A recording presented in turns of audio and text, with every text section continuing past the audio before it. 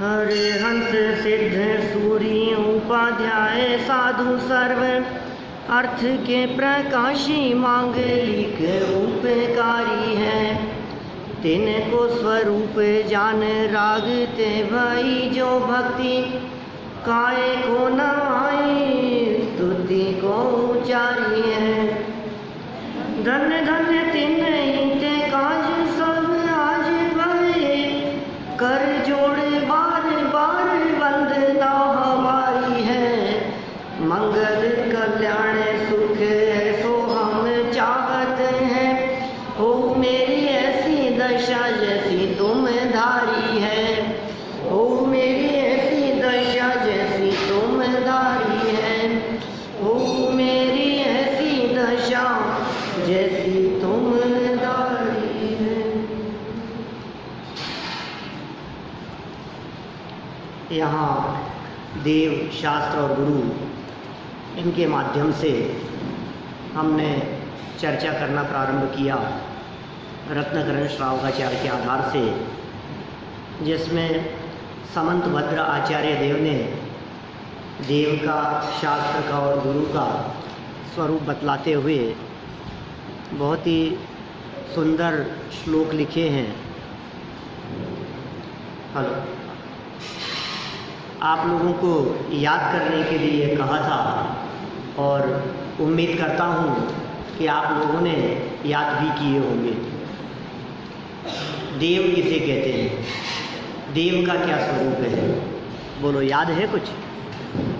कुछ एक wire loose है शायद, है? कोई बात नहीं,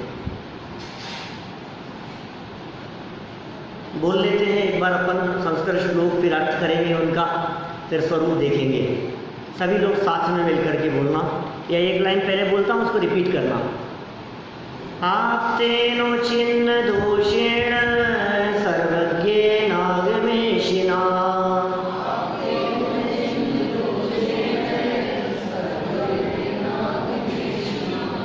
आप्तेनो छिन्न दोषेण सर्वज्ञेन आगमेशिना।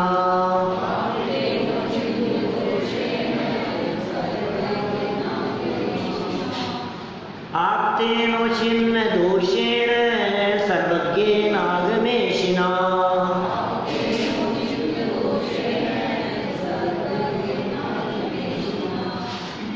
यहाँ जोर मत दो, सर्वज्ञेन आगमेशिना। सर्वज्ञेन है ना, आप सर्व पे ज़्यादा वजन दोगे तो गड़बड़ हो जाएगी। भवितव्यं नियोगेन नान्यथा प्राप्तता भवेत्।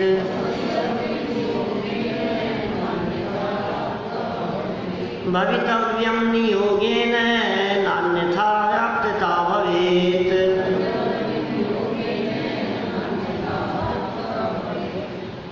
क्षुत्पिपासा जरातंक जन्मांतक भयस्मयाः।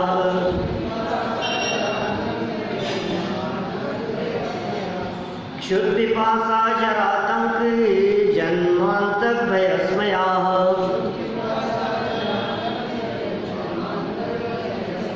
आवाज आ नहीं रही है इतने लोगों में भी।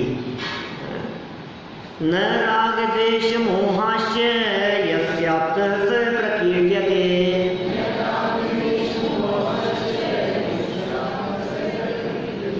न राग द्वेष मोहाश्च यस्याप्तः स प्रकीर्त्यते।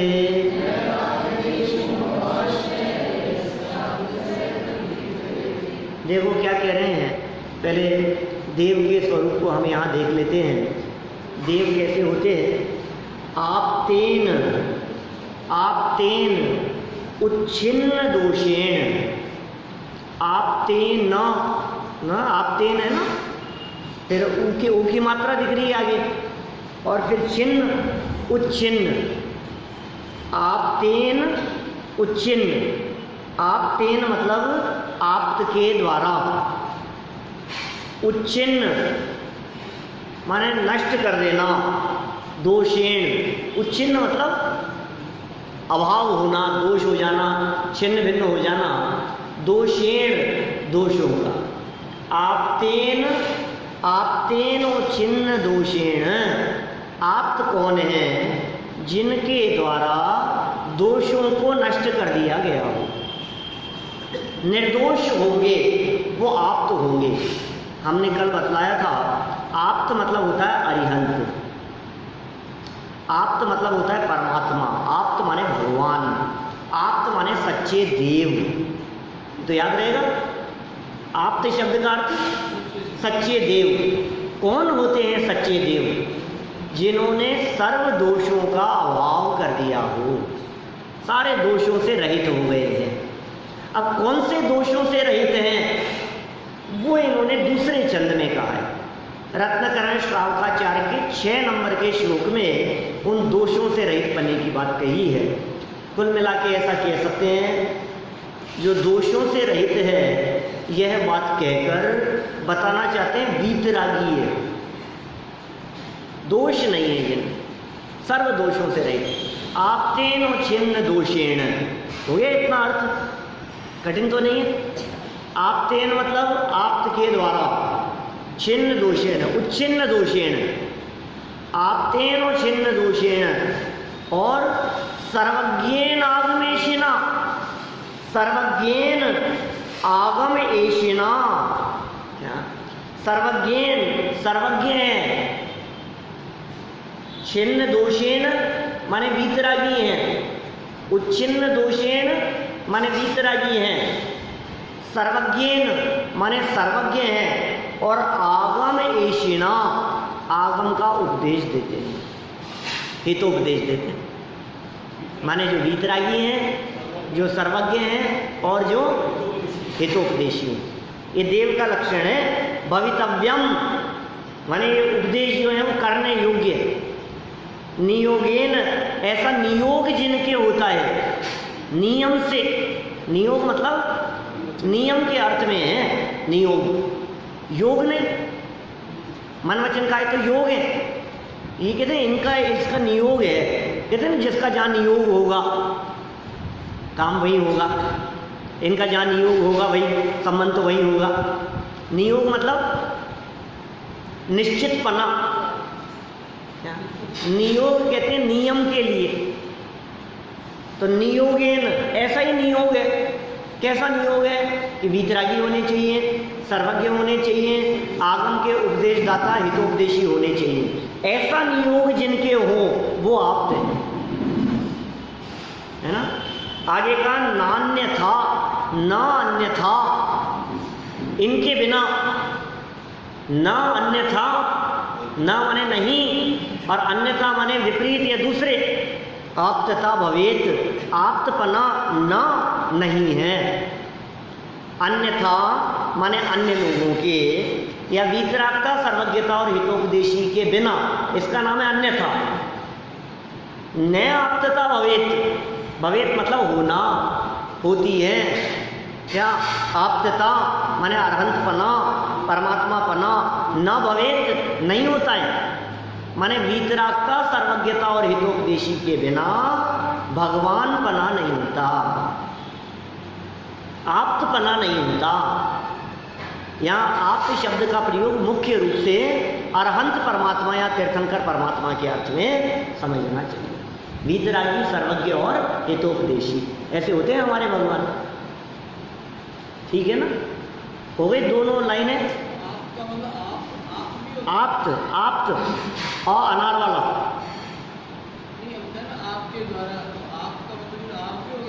नहीं, आप नहीं, आप्त के द्वारा, अरहंत के द्वारा। आप्त मतलब अरहंत, निर्मल आत्मा, निर्मल आत्मा वही।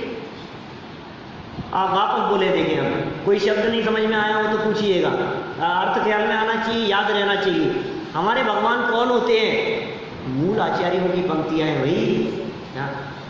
वैसे तो ये बातें सबको याद है, वीतरागी सर्वज्ञ हितोपदेशी। भगवान कैसे होते हैं बेटा? भगवान कैसे होते हैं? जो वीतरागी, सर्वज्ञ और हितोपदेशी होते हो, साध्य। कौन होते हैं हमारे भगवान? जो वीतरागी, हितोपदेशी और सर्वज्ञ। तो जो वीतरागी, सर्वज्ञ और हितोपदेशी होते हैं वे कौन होते हैं? भगवान, सच्चे देव, सच्चा देव कहो। ठीक है। अब वो परिभाषा मूल आचार्यों की पंक्तियों में हमारे को याद है। मतलब कोई व्यक्ति पूछ ले तुम्हारे से, ये तुम तो कह रहे हो वीतरागी सर्वज्ञ हितोपदेशी होते हैं, हम नहीं मानते, है क्या कोई आगम प्रमाण तुम्हारे पास में? रत्नकरण शांकाचार्य में लिखा है, ये तो तुम्हारी इस किताब में लिखा है। अरे ये किताब नहीं, दुनिया में कहीं से भी छपी हुई रत्नकरण श्रावकाचार्य लाओ, ठीक है ना। उस रत्नकरण श्रावकाचार्य में ये 5 नंबर का श्लोक उठाकर देखो तो तुम्हारे को यह बात मिलेगी कि जो छिन्न दोषेण उच्छिन्न दोषेण सर्वज्ञेन आगम एषिणा, पूजा उपासना केवल इन्हीं की जाएगी बस। वीतरागी सर्वज्ञ और हितोपदेशी होंगे, इन्हीं की पूजा उपासना होगी। हाँ सुनो, अभी इसमें जो सर्वज्ञ तो नहीं है लेकिन सर्वज्ञ बनने के मार्ग पर चल रहे हैं, जो 100% वीतरागी तो नहीं है लेकिन वीतरागता के पथ पर चल रहे हैं, जिनकी दिव्य ध्वनि तो नहीं कीर्ति लेकिन जिनका उपदेश भी शास्त्र कहलाता है, ऐसे वीतरागी गुरु भी पूज्य योग्य हैं। इसलिए हमारे यहाँ देव, शास्त्र और गुरु तीनों की पूजा है। तो उनमें गर्भित हैं ये गुण, उनमें वीतरागता गुण गर्भित है हमारे मुनिराजों में। अभी मुनिराजों का भी छंद कहेंगे नीचे, मुनिराज कैसे होते हैं हमारे, साधु कैसे होते हैं, साधु कैसे होने चाहिए, शास्त्र कैसे होने चाहिए। अभी देव समझ में आ गया, छंद बोलते हैं वापस एक बार। क्या साहब? हाँ नियोग्य ना, वही योग्य है। हाँ ऐसा ही, भव्य जी भवितव्यम, होने योग्य है ना, भवितव्यम या भव्य जीवों के योग्य, ऐसा भी अर्थ लगा सकते हैं अपन। थोड़ी सी खेचतान होती है क्योंकि भगवान की जो वाणी कीर्ति है वो भव्य जीवों के भाग्य से, दौलत राम जी ने एक प्रयोग किया ना, भवि भागन वच जोगे वशाए, भव्य जीवों के भाग्य से निकलती है उनकी वाणी। ऐसा हितोपदेशी, हितोपदेशी पना तो आगमेशना ऊपर, सर्वज्ञेन के बाद में सर्वज्ञेन शब्द है ना, फिर वहाँ आ की मात्रा है, वहाँ से निकलेगा आ, फिर ग और न, आगम, और एशना माने होता है उपदेश, ठीक है ना। एशना देशना, देशना के अर्थ में आगम एशना, तो आगम रूप उपदेश जो होता है जिनका, ऐसे जीव ऐसा ही नहीं हो गए, अपने आप ही गिरती है उनकी वाणी भव्य जीवों के भाग्य से। कोई उनको उपदेश देने का विकल्प नहीं है, बोलने का विकल्प नहीं है, सहज वाणी निकलती है। चलो वापस बोलो इसको। आप्तेनो छिन्न दोषेण सर्वज्ञेन आगमेशिना,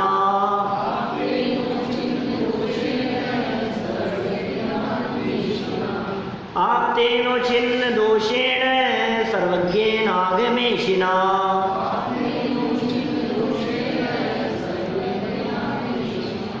भवितव्यम नियोगेन नान्यथा प्राप्तता भवेत्,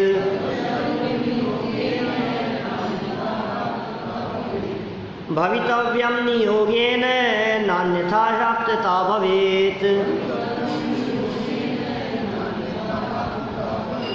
चलो हो गया अर्थ। नीचे देखो अब ये जो पहले वाले में जो 5 नंबर के श्लोक में जो उच्छिन्न दोषेण कहा था, दोषों से रहित है, उन्हें वो दोष कौन से हैं? 18 दोषों से रहित है। हमारे भगवान में 18 दोष नहीं होते। बहुत मार्मिक बात कह रहे हैं साहब, भगवान की ये बातें नहीं होती, और जिनमें ये बातें होती हैं वो भगवान नहीं होते। कौन कौन सी बातें हैं जरा ये भी बतलाओ। क्या कह रहे हैं यहाँ? क्षुत पिपासा जरातंक जन्मांतक भयस्मयाः,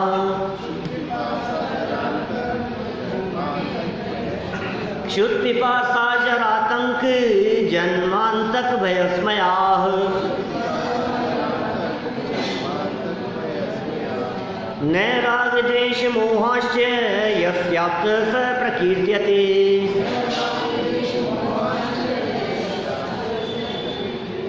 न राग द्वेष मोहाश्च यस्याप्त स प्रकीर्त्यते।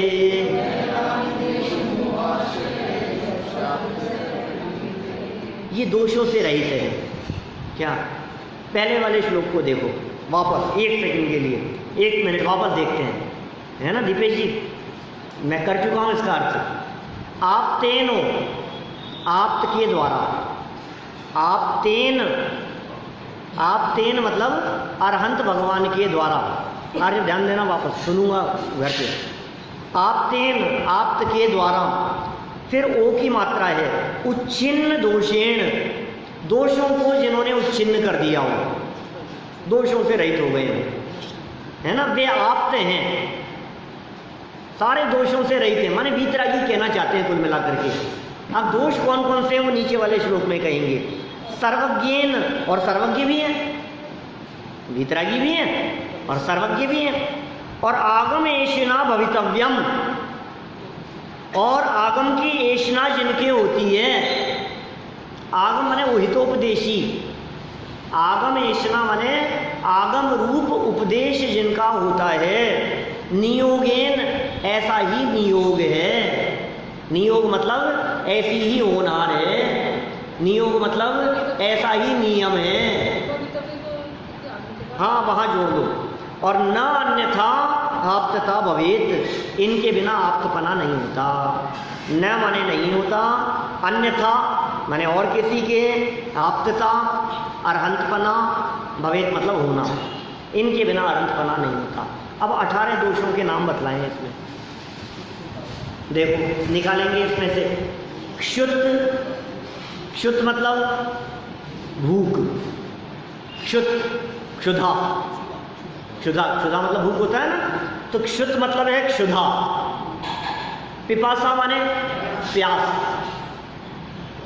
भूख भी नहीं होती उनकी, प्यास भी नहीं होती। हमारे जो अनंत भगवान होते हैं उनको भूख नहीं लगती, कितने कितने टाइम तक, अरे हजारों वर्षों तक यदि वे अरहंत अवस्था में रहें तो भी एक अन्न का दाना नहीं खाते, हजारों वर्षों तक। आपको पता है ऋषभदेव भगवान दीक्षा लेने के बाद 1000 वर्ष में केवलयान हो गया था। दीक्षा लेने के बाद, दीक्षा ली 1000 वर्ष में केवलयान हो गया, माने 1000 वर्ष बाद में वे अरहंत बन गए, 1000 वर्ष बाद। अब अरहंत अवस्था में कब तक रहे, बोलो? वाल्गोत पाठमाला भाग 1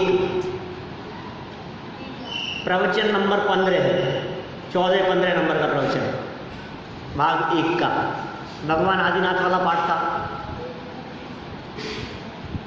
कितने समय तक? 1,00,000 पूर्व। कितना? 1,00,000 पूर्व माइनस 1000 वर्ष, क्योंकि बर्थडे के दिन तो दीक्षा ले ली थी, तो 1000 वर्ष कम कर लो उसमें से। किस में से 1000 वर्ष कम करने? 1,00,000 पूर्व में से। 1,00,000 पूर्व में से, पूर्व कितना था भैया? एक पूर्व कितना बड़ा होता है? 70,56,000 करोड़ वर्ष का एक पूर्व होता है। दिमाग के ऊपर से निकलती है बात। कितना बेटा, कितना का? 70,56,000 करोड़। 70,56,000 करोड़, 70,56,000 करोड़ वर्ष एक पूर्व। याद रखना, ये फिगर याद रखना, एक पूर्व कितना बड़ा होता है? करोड़। 70,56,000 करोड़ वर्ष का एक पूर्व होता है, ठीक है?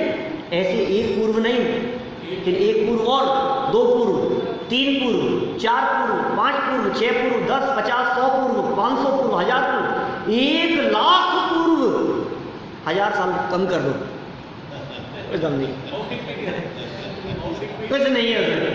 इतने लंबे समय तक ऋषभदेव परमात्मा अरहंत अवस्था में रहे, दिव्य ध्वनि कीर्ति रही, व्यवहार होता रहा, जगह जगह उपदेश होता रहा, समूह शरण की रचना थी। तो इतने लंबे समय तक ये कह रहे हैं कि शुद्ध पिपासा नहीं थी उनकी, भूख भी नहीं थी और प्यास भी नहीं थी। बोलो, भूख नहीं लगती इतने लंबे समय तक। इसको उपवास नहीं कहेंगे, समझ में आ रही है आपको? इसको उपवास नहीं कहेंगे कि साहब इतने लंबे समय तक भोजन नहीं किया तो उपवास क्यों? क्योंकि अब तो अनंत भगवान बन गए हैं। अनंतों के उपवास थोड़ी ना होता है, ये तो गुण है उनका, भूख प्यास से रहित पना उनका गुण है। क्षुद्ध पिपासा, आगे देखो, जरा, तो फिर साहब इतने लंबे समय तक अरहंत अवस्था रही तो बुढ़ापा तो आया होगा? बुढ़ापा भी नहीं आया। हमें पता है ना, अरहंत भगवान के नाखून नहीं बढ़ते, अरहंत भगवान के बाल नहीं बढ़ते, नेत्रों की पलकें नहीं झपकती, शिथिलता नहीं होती शरीर में, भोजन नहीं कर रहे हैं, तो क्या बुढ़ापा तो आ गया होगा इतने समय बाद? नहीं आया, बुढ़ापा भी नहीं आता। क्षुद्ध पिपासा जरा, एक एक शब्द देखना, याद होना चाहिए इसको। क्षुद्ध पिपासा जरा, और फिर एक शब्द है आतंक। आतंक माने होता है रोग, आतंक माने रोग।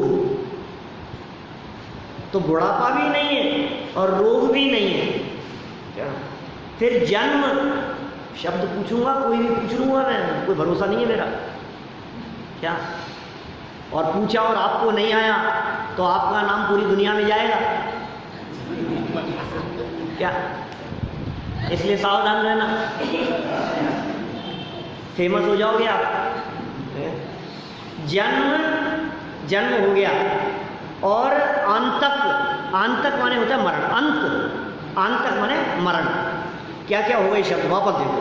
क्षुद्ध पिपासा, क्षुद्ध मतलब भूख, पिपासा माने प्यास, जरा मतलब बुढ़ापा, आतंक माने रोग। देखो दो शब्द है, एक है आतंक, इसमें से आ निकलेगा, जरा में से रा की जो मात्रा है ना उसमें से आ निकला, तो जरा और आतंक। जरा मतलब बुढ़ापा और आतंक माने रोग। और जन्म आंतक, जन्म और अंतक, जन्म मतलब तो जन्म और अंतक मतलब मरण। तो जन्म भी नहीं है उनके, अब अनंत भगवान के अब जन्म नहीं होगा और मरण भी नहीं होगा, अब तो उनका निर्वाण होगा, मरण नहीं कहेंगे उसको। अब जब उनकी आयु पूरी होगी अनंत परमात्मा की, तो उसे कहेंगे निर्वाण। अब उनके मरण नहीं है और भय, डर नहीं है।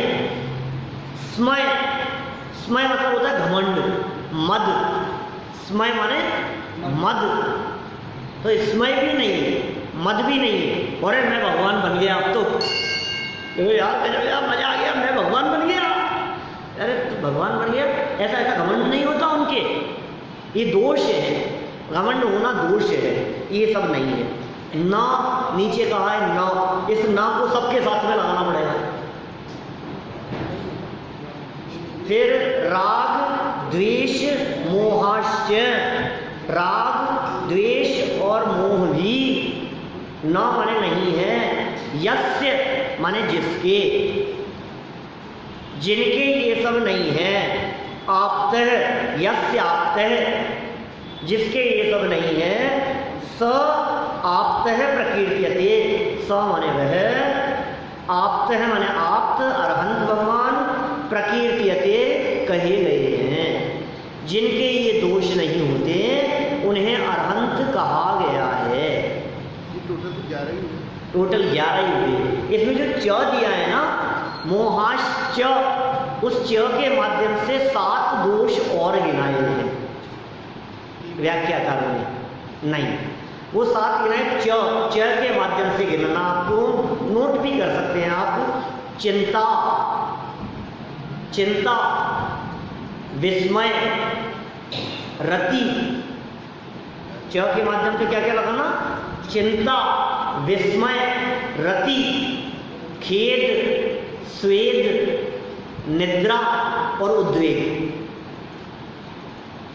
वापस बोलता हूं, नोट कर रहे हैं आप, कई लोग नोट कर रहे हैं। देखो क्या क्या कहा? चिंता, विस्मय, रति।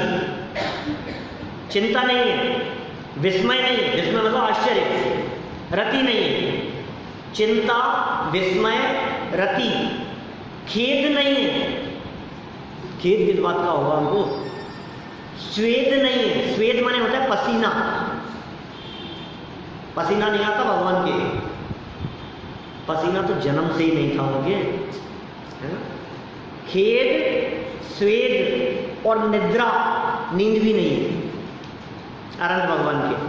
और उद्वेग माने वो अस्थिरता या क्या कहते, बेचैनी, उद्वेग माने बेचैनी जैसी हालत, वो भी नहीं है।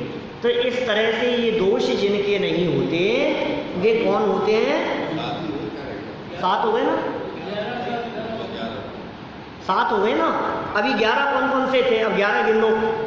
क्षुत, पिपासा, जरा, आतंक। क्षुत, पिपासा, जरा, आतंक, जन्म, आंतक, भय, स्मयाः, न राग, द्वेष, मोहाश्च यस्याप्तः स प्रकीर्त्यते। वापस बोल लो, सब बोल लो एक बार। क्षुत, पिपासा, जरा, आतंक, जन्मांतक, भय, स्मयाः, न राग, द्वेष, मोहाश्च यस्याप्तः स प्रकीर्त्यते। हो गया स्पष्ट हमारे भगवान। ये देखो कई जगह पर हिंदी छंदों में भी इनमें मिल जाएंगी, जनवाणी स्तुतियों में कहीं जनवाणी वो होती है ना, पूजा की जो कुछ किताबें हैं उनमें कई जगह पर देखा है हमने 18 दोषों को बतलाने वाला छंद। जन्म, जरा, कृशा, शुदा, विस्मय, आनंद, खेद, रोग, शोक, मद, मोह, भय, निंदा, निद्रा, चिंता, स्वेद, राग, द्वेष और मोह, मरण, जुत, ये 18 दोष। और नाई होत जिस जीव के वीतराग सो होत, ऐसा तो बहुत जगह पढ़ा है। ये संस्कृत श्लोक दिया है रत्नगण श्लोकाचार्य। जिनके ये 18 दोष नहीं होते वे वीतराग होते हैं। जो 18 दोषों से रहित होते हैं वे अपने परमात्मा होते हैं। हमारे भगवान सोते नहीं। हिंदुओं में, अन्य मतों में परमात्मा सो रहे हैं, गेट बंद हो गए, भोजन कर रहे हैं। हमारे यहाँ भोजन नहीं करते, क्या विश्राम कर रहे हैं, इनकी नींद नहीं आती, ठीक है ना। तो कितनी तरह से अलग हो गए हैं। और तो और हमारे यहाँ भी कई लोग ये कहने लग गए कि भगवान को पसीना आ रहा है।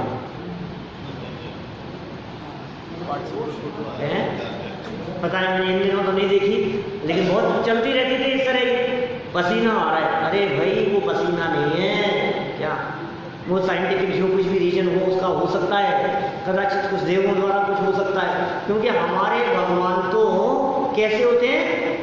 पसीना रहे, पसीना आए तो हमारे भगवान नहीं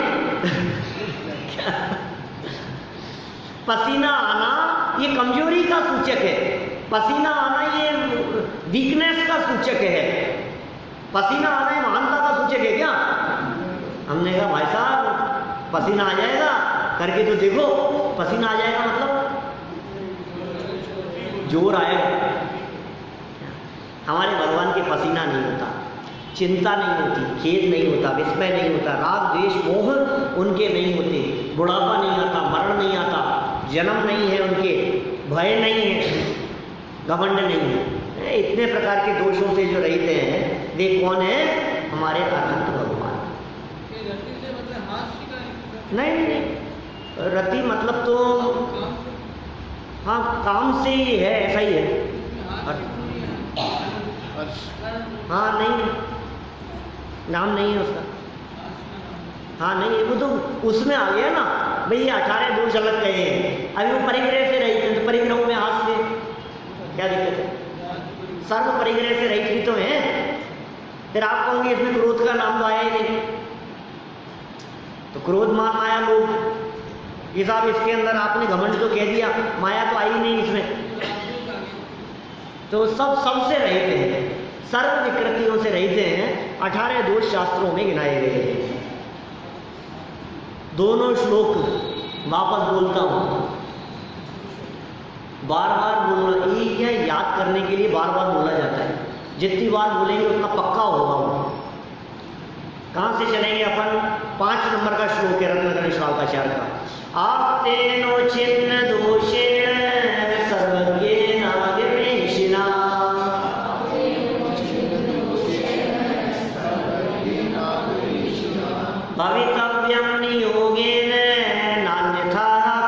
भवेत्।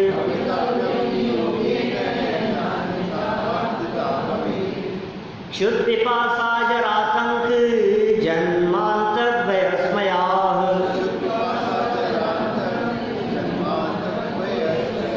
क्षुत्पिपासा जरातंक जन्मान्तर्भयस्मयाः।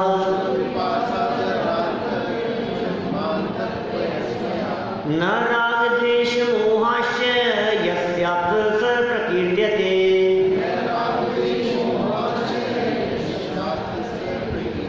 न रागद्वेष मोहाश्च यस्यात् स प्रकीर्त्यते।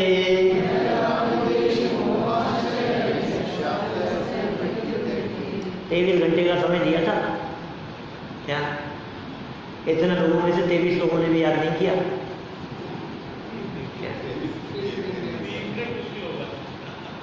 देखो कईयों को तो याद हो गए होंगे। आगे बढ़ते हैं अपन शास्त्र की परिभाषा। शास्त्र किसका नाम है? शास्त्र किसे कहें? जनवाणी किसे कह सकते हैं? आप्तोपज्ञ मनुल्लंघ्य, बोलो आप्तोपज्ञ मनुल्लंघ्य मद्दृष्टेश्च विरोधकम्। आप्तोपज्ञ मनुल्लंघ्य मद्दृष्टेश्च विरोधकम्। तत्वोपदेशकृत सारम् शास्त्रं कापत्घट्टनम्। शास्त्रं कापत्घट्टनम्। शास्त्रं कापत्घट्टनम्। देखो क्या कहा? आप्तोपज्ञ। आप्तोपज्ञ माने आप्त के द्वारा कहा गया। आप्तोपज्ञ आप्त के द्वारा कहा गया माने अनंत भगवान के द्वारा उपदेशित होना चाहिए। हमारे आगम की ये पहली विशेषता है। देवों द्वारा कहा गया माने शास्त्र। आगम किसे कहते हैं? तो आप्त वचनम, ऐसा सूत्र दिया। आप्त वचनम आगम हो। आप्त के वचन को आगम कहते हैं। जिनवाणी किसको कहते हैं? जिन वाणी। आप्त वचन वो आगम है। शास्त्र वो है जो सर्वज्ञ की वाणी है। हमारे यहाँ जो शास्त्रों में बातें लिखी है ये बातें छद्मस्त की वाणी नहीं है। छद्मस्त माने अल्पज्ञ। अल्पज्ञ की वाणी नहीं है। हमारे यहाँ शास्त्रों में कही गई बात सर्वज्ञ की वाणी है, परमात्मा की वाणी है। हम जो बात आपसे कह रहे हैं ये बात हमारे घर की नहीं है। ये बात वीतरागियों के द्वारा कही गई है। ये बात सर्वज्ञ परमात्मा के द्वारा कही गई है। ये बात मुनिराजों के द्वारा भी कोई मनगढ़ंत नहीं है। ये मुनिराजों के द्वारा भी परंपरा से जो सर्वज्ञ भगवान से चली आई है वही बात वीतरागी संतों ने कही है और वो हमारे लिए अनुकरणीय है। आप्तोपज्ञ मतलब आप्त के द्वारा कहा गया, ये लक्षण है उसका। अनुल्लंघ्य आप्तोपज्ञम। आप्तोपज्ञम अनुल्लंघ्य जिसका उल्लंघन नहीं किया जा सकता। सर्वज्ञ के द्वारा माने आप्त के द्वारा कहा गया हो, भगवान के द्वारा कहा गया हो। अनुल्लंघ्य जिसका उल्लंघन नहीं किया जा सकता मतलब जिसका खंडन नहीं किया जा सकता। उसमें कहीं कोई ऐसा काट देवे उस बात को, ऐसा नहीं है। सर्वज्ञ की वाणी है, 100% सत्य है। जैसे कि हमने कहा पूर्व कितना बड़ा होता है? पूर्व 70 लाख। आपसे सुनने का उद्देश्य नहीं था, आपको पक्का कराने का उद्देश्य था। 70,56,000 करोड़ वर्ष का एक पूर्व होता है। अब आपको साहब हमें तो भरोसा नहीं है, हम नहीं मानते इसको। तो ये भी हमारी कही हुई बात थोड़ी है क्या? ये तो इसका उल्लंघन नहीं हो सकता भाई साहब। ये सर्वज्ञ की बात है। ये सर्वज्ञ भगवान के द्वारा कही गई बात है। जो सब कुछ देखे और जाने हैं उनके द्वारा कही गई बात है। विश्वास करना ही पड़ेगा। आप यदि इस बात पर विश्वास नहीं करेंगे तो उम्र की बात है, तो उनकी हाइट भी विश्वास नहीं करेंगे आप। कौन किलोमीटर की हाइट थी आदिनाथ भगवान की? 500 धनुष। विश्वास नहीं होगा हमारे को। 500 धनुष, क्या बात करें, कौन किलोमीटर की हाइट, ऐसा कैसे होगा? और कौन किलोमीटर की हाइट वाले जिस मकान में रहते थे, क्या वो एक नहीं, जिस फ्लोर पे रहते थे ऐसी 84 फ्लोर का मकान था उनका, 84 मंजिल का ऋषभदेव का मकान, 84 मंजिल का मकान। अब क्या हाइट होगी उसकी, मतलब कितना, 101 किलोमीटर तो हो गया। अरे बात नहीं जचने की क्या बात है इसमें, अवसर्पणी काल चल रहा है क्या? ऋषभदेव की आयु यदि समझ लो 84 लाख पूर्व की थी, तो फिर आगे घटते घटते अजितनाथ स्वामी की आयु और हाइट दोनों बहुत घट गई। अजितनाथ स्वामी की हाइट 450 धनुष रह गई, 50 धनुष घट गई, उम्र बहुत कम रह गई। संभवनाथ स्वामी की और कम हो गई, फिर अभिनंदनाथ भगवान की और कम हो गई, घटते घटते शांतिनाथ भगवान तक आते आते बहुत कम हो गई, फिर और नीचे उतरते जाओ तो फिर नेमिनाथ स्वामी, पार्श्वनाथ स्वामी, और महावीर भगवान तक आते आते ऐसे लगता है जैसे अपन लोगों जैसे हो गए हो। भगवान महावीर स्वामी की भी हाइट लगभग 10 फीट के आसपास थी, 10 साढ़े 10 फीट के आसपास, 7 हाथ के थे, 7 हाथ मिलती है, और 1 हाथ 1.25 फीट के आसपास का मानिए आप, तो 10 फीट के आसपास की भगवान महावीर स्वामी की हाइट। कब? 2500 वर्ष पहले। अभी तो हड्डियाँ हमारी कांच जैसी हो गई, सब कुछ घटता जा रहा है, तो बिल्कुल स्पष्ट ख्याल में आती है ये सब बातें। चलिए यहाँ क्या कह रहे हैं हम, आप्तोपज्ञम, आप्त के द्वारा जो कहा गया हो, अनुल्लंघ्यम, खंडन नहीं किया जा सकता हो, अनुल्लंघ्यम, और फिर आगे निकलेगा म का विसर्ग यहाँ आ गया और आ निकल गया, अदृष्टेष्ट विरोधकम, अदृष्टेष्ट विरोधकम, प्रत्यक्ष और प्रमाण ये कहलाते हैं दृष्टेष्ट।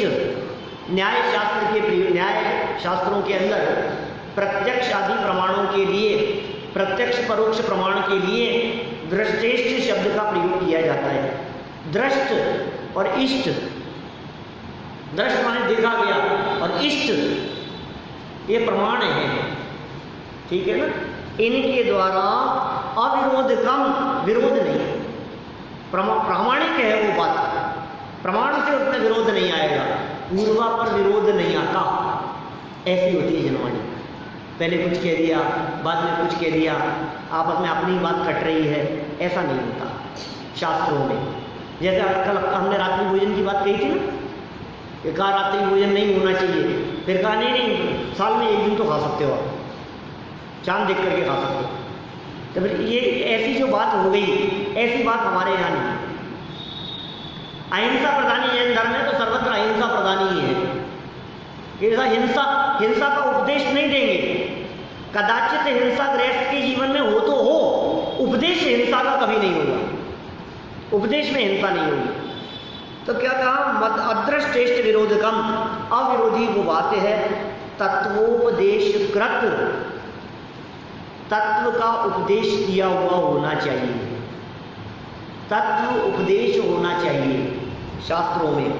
सार्वम, सर्व जीवों के लिए, सार्वम मतलब सब जीवों के लिए, सब जीवों के लिए हितकारी उपदेश जहाँ होगा वो शास्त्र है, शास्त्रम वो शास्त्र है। और कापथ, कापथ माने खोटा मार्ग, कापथ माने खोटा मार्ग, घट्टनम उसको विघटित करने वाला, कापथ घट्टनम खोटे मार्ग को नष्ट करने वाला, वो शास्त्र है।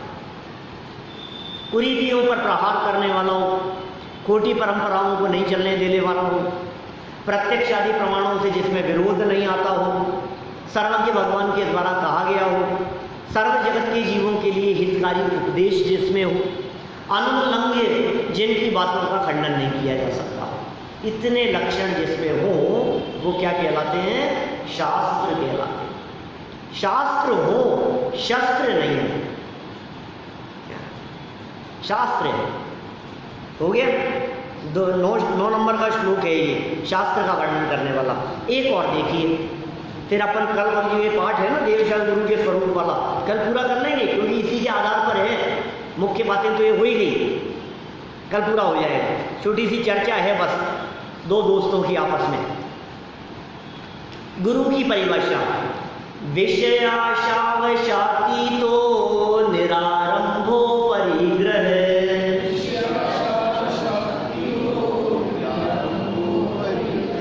विषयाशावशातीतो निरारंभो परिग्रह।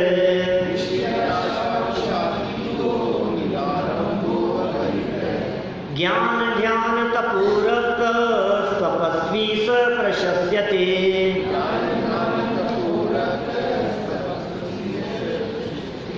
ज्ञान ध्यान तपोरत तपस्वी स प्रशस्यते।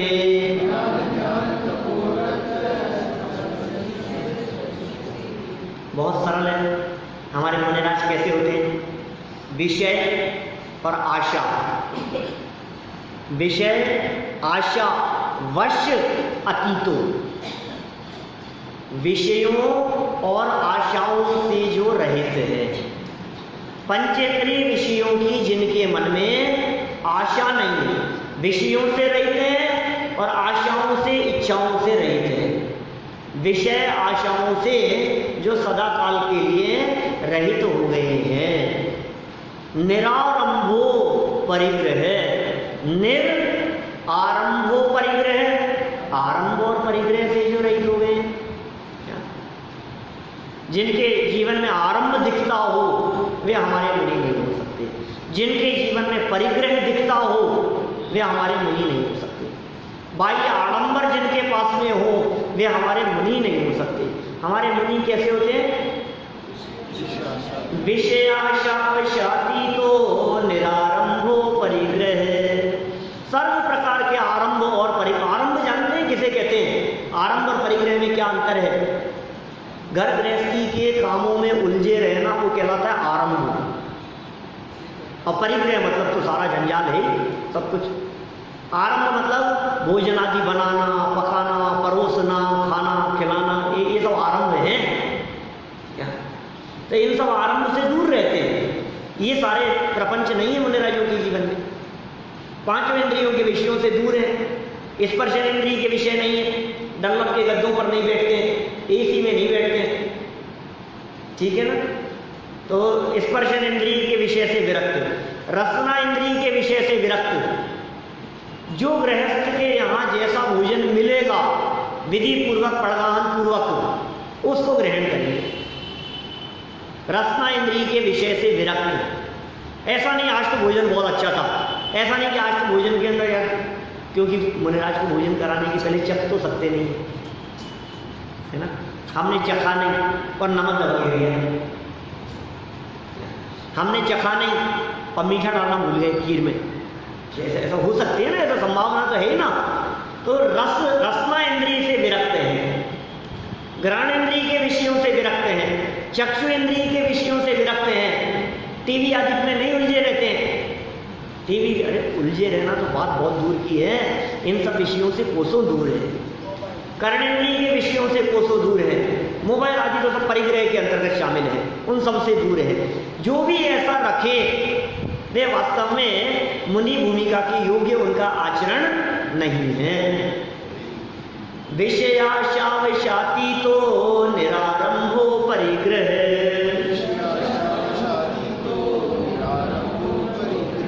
अरे साहब विषयों से विरक्त है, आशाओं से विरक्त है, इनसे रहित हो गए हैं, आरंभ उनके जीवन में नहीं है, परिग्रह उनके जीवन में नहीं है, तो आखिर टाइम कैसे पास होता होगा? करते क्या है?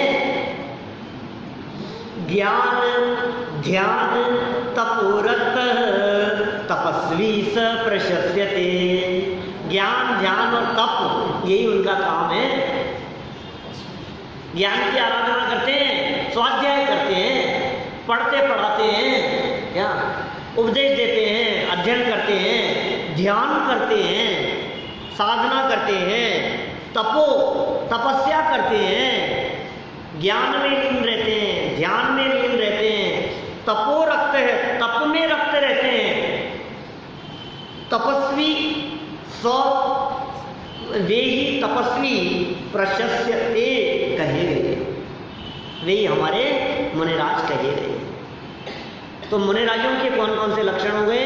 विषय कषाय आरंभ परिग्रह से रहित और ज्ञान ध्यान तप में लीन रहने वाले, ऐसे हमारे मुनिराज होते हैं। यह सब बातें जो हमने यहाँ पढ़ी है, ये बातें रत्नकरण श्रावकाचार्य में समंतभद्र आचार्य ने कही है। कि साहब श्रावकाचार्य लिख रहे हो क्या, और मुनिराजों का स्वरूप बता रहे हो क्या? भाई इसलिए बतला रहे हैं कि देव शास्त्र गुरु की श्रद्धा पूर्वक श्रावकों को सम्यक दर्शन होता है। देव के स्वरूप का श्रद्धान, शास्त्र के स्वरूप का श्रद्धान, गुरु के स्वरूप का श्रद्धान, क्या ये कहा है उन्होंने? इसके पहले 5 नंबर के पहले 4थे नंबर के श्लोक में, उसी रत्नकरण श्रावकाचार्य में, उसमें उन्होंने ऐसी बातें कह दी है।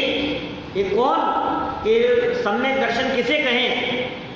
तो उन्होंने परिभाषा कही इस प्रकार की, इनके बिना सम्यक दर्शन नहीं हो सकता, इनसे सही सम्यक दर्शन बनाए हैं। क्या कहा उन्होंने? देखो श्लोक दिमाग से यहाँ आते आते निकल रहा है, ध्यान नहीं है किसी को भी। जो सर्वज्ञ हो ऐसे देव त्रिमूढ़ा पूर्णमष्टांगम सम्यक दर्शन मस्मयम, इससे ऊपर वाली लाइन तो बोलता हूं मैं तो कई बार। कौन होते हैं हमारे सम्यक दर्शन का पात्र? कौन है कि जो सर्वज्ञ भगवान को मानता हो, सच्चे देव को। देखो याद आ गया, बोलता हूं। श्रद्धानम परमार्थानाम आप्त आगम तपोव्रताम त्रिमूढ़ा पूर्णमष्टांगम सम्यक दर्शन मस्मयम। क्या हो गया? क्या बोला मैंने? भूल गए। श्रद्धानम परमार्थानाम, परमार्थ से श्रद्धा किसकी? आप्त आगम तपोव्रताम, आप्त की, आगम की और तपोव्रताम गुरुओं की, इनकी श्रद्धा परमार्थ से। और कैसे? त्रिमूढ़, 3 मूढ़ता और अपूर्ण, उनसे रहित। त्रिमूढ़ अपूर्ण, 3 मूढ़ताओं से रहित, अष्टांगम और अष्ट अंग से सहित सम्यक दर्शन अस्मयम, उसका नाम सम्यक दर्शन है। इसलिए सम्यक दर्शन का स्वरूप बतलाते हुए उन्होंने देव शास्त्र और गुरु के श्रद्धान की बात कही। और ऐसा देव शास्त्र गुरु का श्रद्धान श्रावकों के जीवन में होता है। इसलिए देव शास्त्र गुरु के स्वरूप को जानना अत्यंत आवश्यक है। हमने यहाँ मूल पंक्तियों के माध्यम से उनके स्वरूप को देखा। अब बच्चों की दृष्टि से, छोटे बच्चों की दृष्टि से देव किसे कहते हैं, शास्त्र और गुरु किसे कहते हैं, ये बातें हिंदी में 2 मित्रों के संवाद के माध्यम से बतलाई है। उसकी चर्चा कल करेंगे। अभी की बात